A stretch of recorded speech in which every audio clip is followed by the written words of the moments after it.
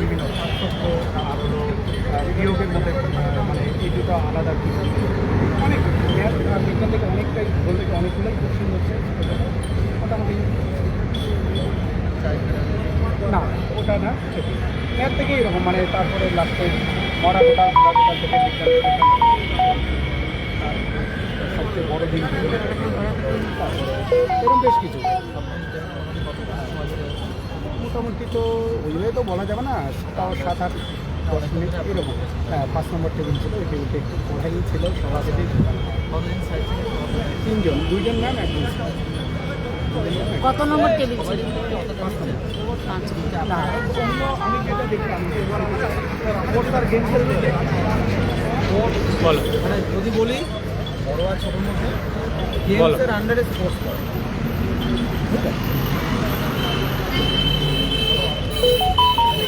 গেমসের আন্ডারে স্পোর্টস করে। যদি আমি বলি যে ধরো যেমন এশিয়ান গেম, এবার এশিয়ান গেমস যে একটা তোমার একটা অনুষ্ঠিত হয় তো সেটার আন্ডারে কাবাডি, ব্যাডমিন্টন, তোমার হাডুডু, ওরা অনেক কিছু খেলা আছে, হকি হয় এরকম, এগুলো হলো গিয়ে স্পোর্টস। বুঝতে পারলো? গেমস হলো একটা ইভেন্ট, হ্যাঁ গেমস হলো একটা ইভেন্ট আর তোমার এগুলো হলো স্পোর্টস খেলা। যেমন এখন T20 ওয়ার্ল্ড কাপ যেটা চলছে, হ্যাঁ এটা কি এটা স্পোর্টস না? ওটা থেকে হয়তো উত্তর ঠিক আছে। গেমস বলতে যেটা ইনডোর আউটডোর সব হতে পারে, মানে তোমার স্পোর্টস যেটা সেটা তোমার মাঠে আউটডোর। হ্যাঁ এটা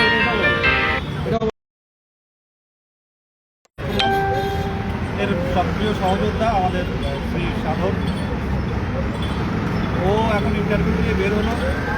তো সব প্রেসে কিন্তু ও পাখির ছবিটা আঁকতে পারে, তাই তো? পাখির যে ছবিটা, পাখির যে ড্রয়িং ওটা আঁকতে পারেননি, ওনার মুখ থেকে আপনার আসলে আমার আজকে 3 নম্বর টেবিলের আমি মানে শেষ ক্যান্ডিডেট ছিলাম। আর শুরুতেই আমাকে বলা হলো যে নিজের সম্পর্কে ইংরেজিতে বলতে। আমি বলতে শুরু করেছি, ও যতটা আর কি আমি ইংরেজি যতটুকু জানি, হয়তো উচ্চারণটা খুব একটা মানে ভালো হয়নি, কিন্তু আমি আমাদের চেষ্টা করেছিলাম। বললো ঠিক আছে, এখন আবার বাংলায় বলুন। বাংলাতে বললাম।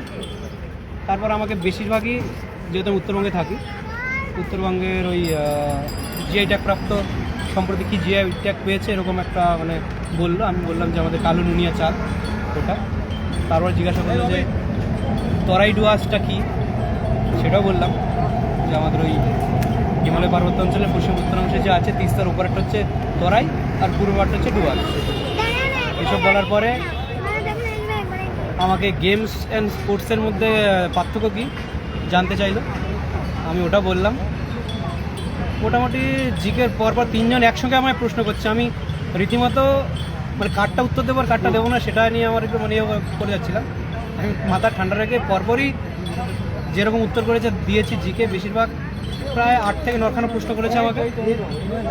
তারপর বললো ডেমো দিতে, কি ওখানে রয়েছে সহায়ক পাঠ থেকে 3টে শালিক ঝগড়া করে, এটা প্রথমে রিডিং করাতে বললো, রিডিং করালাম। বলে এটা বাচ্চাদের কী করে বোঝাবে। আমি সেটা প্রথমে ওদের সঙ্গে বেশ খেলার ছলে বোঝানোর চেষ্টা করছিলাম। শেষে বললো বোর্ডে ছবি আঁকতে। আমি শালিকের ছবি এঁকেছি, খুব একটা ভালো হয় না, আমি তো ছবি করতে ভালো আঁকতে পারি না, মোটামুটি হয়েছে আর। বললো এটা কি শালিক পাখি মনে হচ্ছে? বললাম আমি তো ভালো ছবি আঁকতে পারি না, আমি চেষ্টা করেছি, নেক্সট টাইম ভালো করে আরও আঁকা শিখে নেবো, ওটুকুই আর কি। তারপর ওখান থেকে ক্রস কোয়েশ্চেন কিছু করেনি, বললো ঠিক আছে আসো।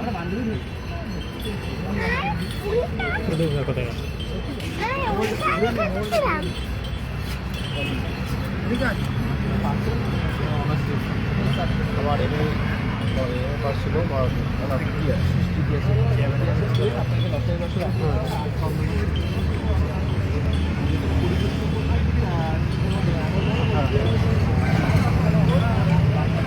বাংলা থেকে আমাদের বলছিল বর্ণবিষয়ে পড়ে দেখানো, এটা করে দেখালাম।